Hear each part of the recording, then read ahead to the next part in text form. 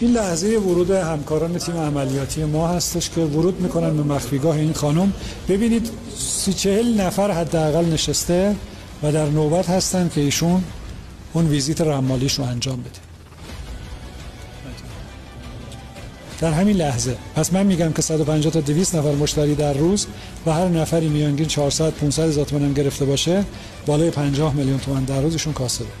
ما با کسانی رو که مشتری شما هم هستند الان صحبت کردیم، میگن که شما حدود 100-150 نفر در روز میان پیشتون، یه وسیله اونجا دارید، درسته؟ این فلزی که اینجا دست من هست رو برش میزنید، یه نوشته‌هایی رو شما اینجا دارید، درسته؟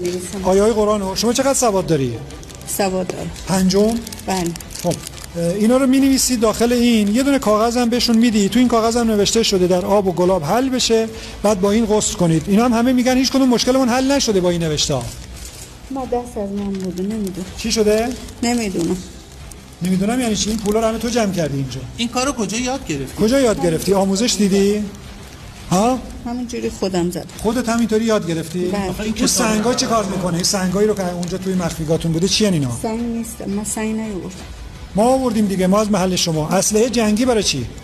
این اسلحه جنگی مال چند سال پیش داشتیم، تو خونه بود. خب فشنگ داری، اسلحه داری، اسپری اشکاور داری، شوکر برقی داری، همه اقلام پلیسی، بیسیم داری. خب بررسی‌های ما میگه این بیسیما رو شما میذاشتی اونجا به خاطر اینکه مامورین بیان محافظت به هم دیگه خبر بدن. خود دوربینات هم جمع کردیم، همه رو بررسی خواهیم کرد. همه رو بررسی کنید، به خدا همچین چیزی. دعاهاتون از روی کتابا مینوشتید؟ بله. خود دعای مطیع بودن داری، دعای خدمتتون عرض کنم که موضوعات ازدواج دارید، طلاق دارید، برای کمردرد نوشته، برای موضوعات مختلف. اینا رو انجام ندادم. اینا مال برای بخت، برای دختر ندارید، برای پسر دارید. درسته؟ بله. بستن کمر مرد، موضوعات مختلفه دیگه، بالاش هم خودت نوشتی با که دست خودت. کتابو از کجا آوردی میشه بگی؟ تو خیابون به چیز گرفتم انقلاب. دارن اینا رو؟ بله. اسمش چیه؟ نمیدونم. خودت هم نمیدونی چیه؟ نه. اون پولی که از مردم میگرفتی قرارش یه کاری براشون انجام بدی، چرا نتونستی؟ نمیدونم. نمیدونی؟